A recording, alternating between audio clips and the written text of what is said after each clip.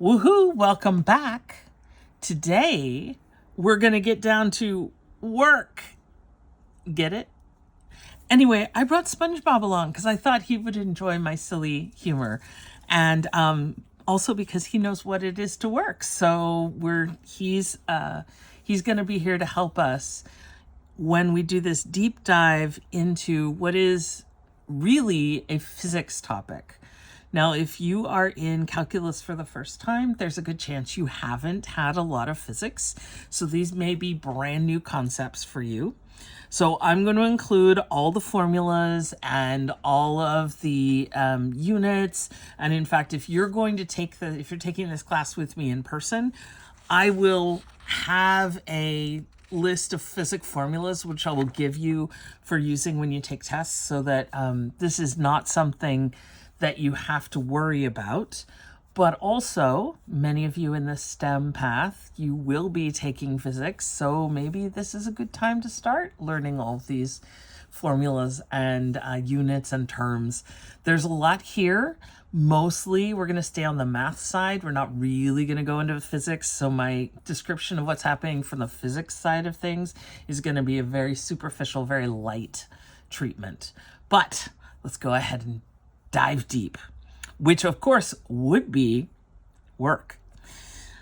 Okay, so we're going to start. Before we get to work, we're going to talk about what force is. And force is a concept that measures how much stuff you're talking about. And mass is kind of like weight, but it is a measurement of how much stuff you have without regard to where you're standing. So weight depends on the size of the planet you are. You probably have heard before that you weigh less on the moon, and that's because the moon exerts the gravity on you that is less because it's a smaller object. You and every object in the universe are pulling on each other.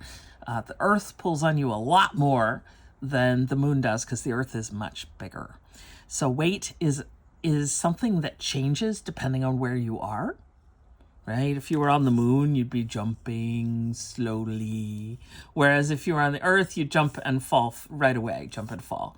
Whereas in the moon, jump and glide. So mass is a way to measure basically the same sort of thing, but you're just looking at the stuff. So how much stuff is in you times the acceleration. Now, for the most part, we're going to be talking about the acceleration due to gravity. And this is written mass times acceleration, which is ma. So a lot of people say F equals ma is the formula. And notice that I wrote it's m for mass. And this gets somewhat confusing because I realized that m is also meters. So this is going to be a lot about context. D squared s over dt squared. Remember, s is position. Pardon me. So if s of t is your position, then the first derivative is your velocity, and your second derivative of s is your acceleration. And so here I'm just using the Leibniz way of writing out a second derivative. Okay, so yes, there's a lot going on here. I understand. So you may want to take a moment and chew on this for a little bit. I'm going to go on to the next level.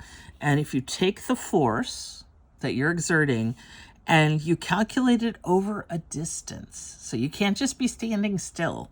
There has to be some movement, some change in position. But if you change your position while you're exerting that force, you are then doing work. Yeah, like carrying Krabby Patties across the kitchen or picking one up. If force is measured in newtons, okay, newtons are N. N is kilogram meters per second squared. At this point, you'd be absolutely, no one would blame you for going what to what to what. But let's take a look. If force which is mass times acceleration, is measured in newtons. Okay, so we're calling those newtons. Mass is kilograms.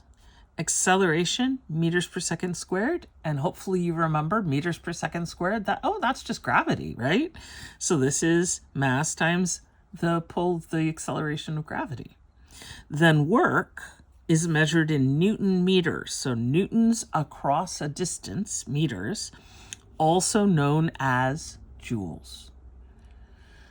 I know, there's a lot. If you never studied this is just going to be a lot. So you might want to write out these formulas and write out the units and get more familiar. It's also possible, I'm hopeful, we're going to do enough examples in the section that you'll start to get familiar, because there is a very standard way of approaching this. There is a formula and you just kind of work on it the exact same way every time. So hopefully it becomes more familiar. Joules are named after a physicist who has long since left this mortal coil. So I can easily say, not only is the math due to mathematicians that are long dead, the physics, much of this is due to physicists. Long dead, we can't argue with them. They're gone and it's all their fault. So we're going to blame them. Okay, now, if you insist, there are those who insist on working out force in terms of pounds. So your mass times your acceleration is pounds. Then work is measured, and notice that you write it in foot-pounds, not pound-feet. So Newton, the newtons are the force, and the meters, the distance, comes second. If you're working with pounds, the force is the pounds and the distance comes first. I know, again, we're going to have to do a lot of blaming of long past physicists. So their fault, not a lot of options to argue with them unless you want to pull out a Ouija board and you've got some spare time. And then I was very silly. I said, if force is measured in pounds, then work is measured in foot-pounds, also known as, why aren't you using the metric system? You've had plenty of time to learn it already, but we're not salty much. I can't do. Sorry. That was terrible. I apologize. Oh my gosh. Okay. So you can't be good at math and good at voices. Maybe. I don't know. If the force is constant, it's not too hard to measure the work that's done. Okay, so what does that mean? So, first problem. Let me move this because I'm running into space issues. How much work is done lifting a 1.2 kilogram book off the floor to put it on a desk that is 0.7 meters high? So literally, what are we doing? We're taking a book that's on the ground and we're going to lift it up to put it on a table. And what we're interested in is the work that's done right there. We're going to pretend that once we lift it, it's on the table. We're not going to jiggle about, like maybe we lift it up a little bit too far and then we put it down. We're not able to calculate it like that. So we're going to take it just as a very basic problem. So this is 1.2 kilograms, and we're going to lift it 0.7 meters up in the air. And then we also need to know that the acceleration due to gravity is 9.8 meters per second squared. So right now we're in metric world, kilograms, meters. So that's going to make things a lot easier. So force is mass times acceleration, which is mass times the acceleration due to gravity. So our force is going to be the mass, which is 1.2. And then the acceleration due to gravity is 9.8 meters per second squared. And through the magic of television, I've already multiplied this out. Thank goodness. I'm not going to try to do this on my fingers and toes. This is 11.76. Now let's look at what's going on. This is kilograms, right? 9.8 meters per second squared. So this is kilogram meters per second squared. But you'll remember that I said up here, can you see it way up here? Newtons are what kilogram meters per second squared are. So this is newtons. 11.76 newtons. Now, there's a lot of stuff that physics has us do for them. We were the first ones to give a lot of these formulas because a lot of times you take calculus before physics. They have us teach a lot of the math that they're going to end up using. One thing that we don't tend to teach and we do leave for physics is there are concepts of significant figures, and especially if you get into engineering, there's going to be tolerance. These all have to do with rounding, and for the most part, we are going to step sideways from this. So I'm just going to I multiply these and I get this value. If the book asks you to round to the nearest tenth or hundredth, just go ahead and do that. We're going to leave the fine points about all the details of rounding to physics. So in this class, this is all going to be rounding according to the rules of math. Okay, so physics is possibly going to approach this slightly differently. Now, work is force times the distance. So here we have the kilograms. Again, remember, this is the mass. This is the distance. Newtons are going to give us force. So to find force over a distance, that's going to be 11.76 newtons times 0.7 meters. Okay. Now, math, we don't usually put the units in. So you could also just simply write 11.76, 0.7.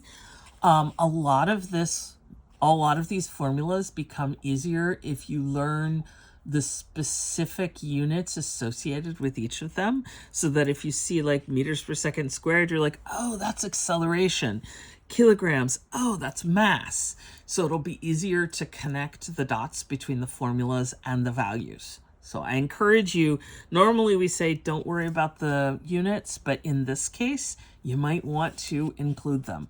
And you can always put them down below as well. You don't have to include them in the math.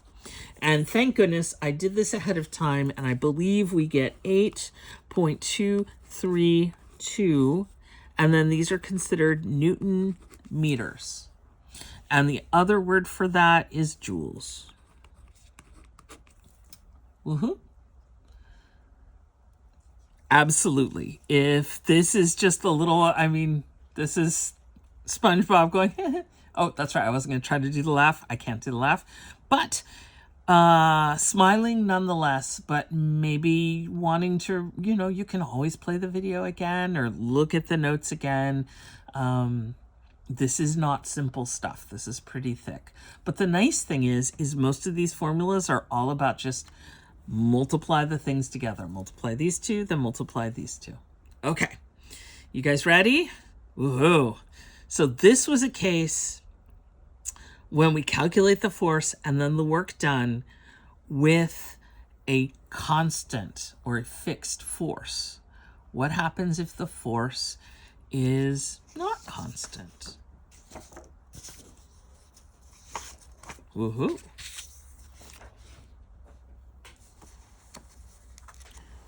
So in the next problem, we want to set up SpongeBob. There we go. If the force is variable, then we need to use definite integrals to calculate the work done, because we're going to take each little piece of force across a distance and add them all together, right? So imagine an object moving along an x-axis from here's our x-axis, from A to B.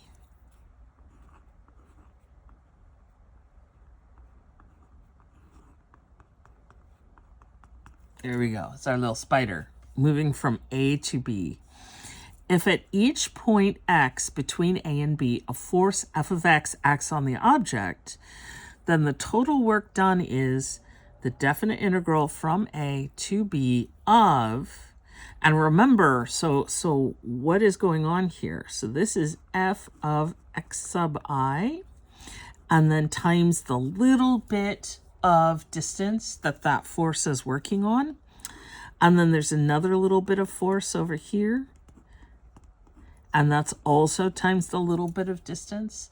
So we do whatever the force is that as it's changing from point to point, we just calculate what happens when we multiply that force times a little bit of distance, and then force times a little bit of distance, and then we add them all up. So this really is still the formula, W equals force times distance. It's just not assuming force is a simple constant anymore. And this only works if the force is continuous, right? Because if we don't have continuity, we don't have calculus. Does this make sense?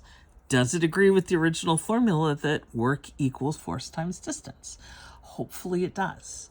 If it doesn't, pause this video. Go see your math teacher, your physics teacher, your tutors. Start talking about it. Come up with examples.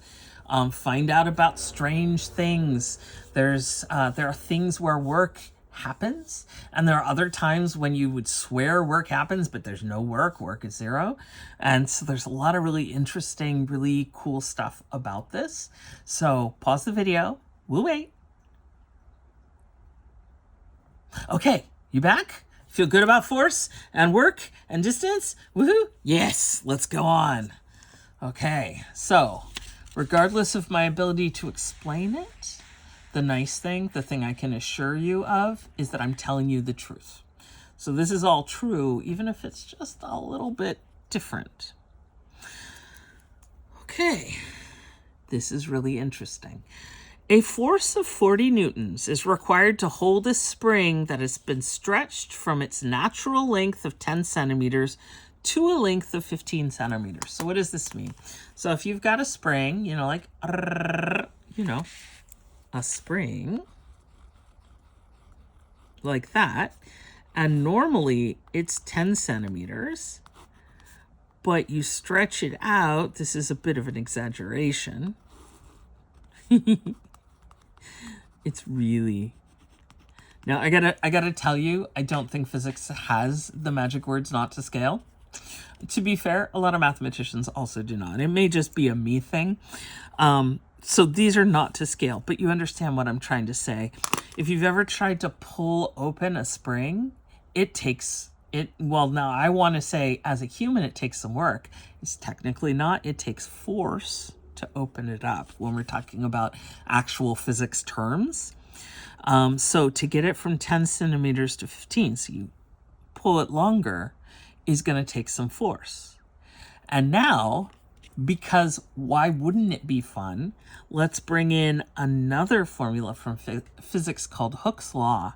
And Hooke's law says that every single spring has its own magical special number, known as K, or the spring constant. And that spring constant describes how hard it is, basically, to pull open the spring. So the force required to open up a spring, and now which of these numbers? It's neither of those numbers. It is the fact that you're adding 5 centimeters. That's the important number. Right here, we've got 5 centimeters. So the distance or the difference between these two is what's really important. And then K is a number you've got to figure out. So what you would do is you would put the spring, if you don't know anything about the spring, you could put the spring into a machine that measures the force. And then, so it says, the machine tells us, oh, it's going to take 40 newtons. So we say, okay, to go from 10 to 15 centimeters, that means we have stretched it by 5 centimeters. Let's put it in meters. That's 0.05. Remember, centa means 1/100th. So it's 0.05 meters. And then we plug it into Hooke's law. The 40 newtons equals K, whatever that is, times 0.05. Okay, so then 40 divided by 0.05 is K, or K equals 800. So the formula for this particular spring is that the force required to stretch it is 800x. Okay, so that's just another formula. Springs are super fun. So, and the work done in joules, remember work is Newton meters, which are joules. And so what are we going to do? We're going to take the force, which is this guy.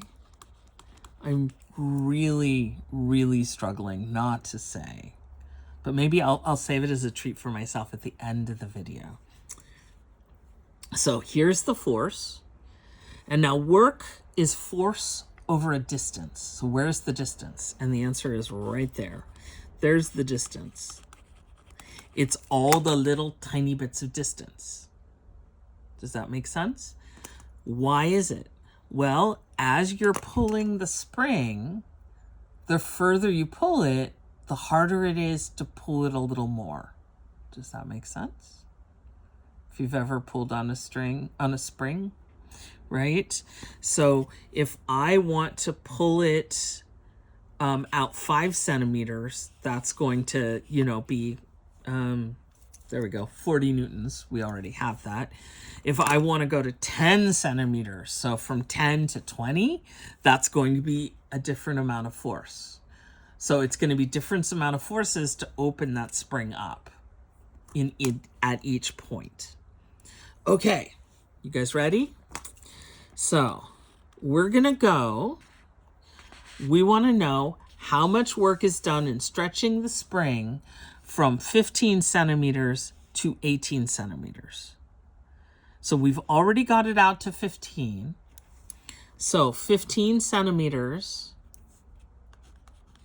this is going to be, I claim, 0.05. I know, and you're all like, what? Why is it 0.05? You just said 15. I did just say 15. So let's figure out what's going on here. This is 10 to 15. So the natural length of the spring is naturally 10 centimeters. So if you don't pull on it, it's 10 centimeters. To get it out to 15 centimeters, we're already at plus 5 centimeters, which is 0.05 meters, right? Now we want to go all the way to 18. 10 to 18 gives us 8 centimeters, which is 0.08 meters. So up here, we're going to do 0.08. Does that make sense? I know, it's a lot. It's very exciting. There's a lot going on here. So then I need to know what the formula for force is. Well, I've got Hooke's law, tells me what the formula for force is. We figured it out. It's 800x. And then the little distance that each little bit goes is dx. So far, so good? Woohoo. Where's my paper?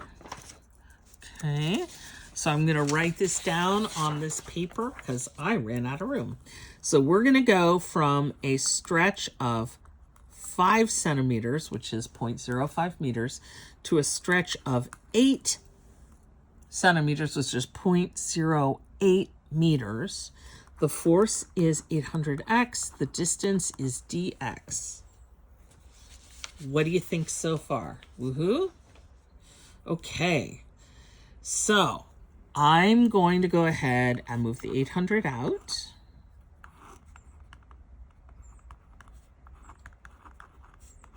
And then basically I'm just integrating x dx. So this is going to be x squared over 2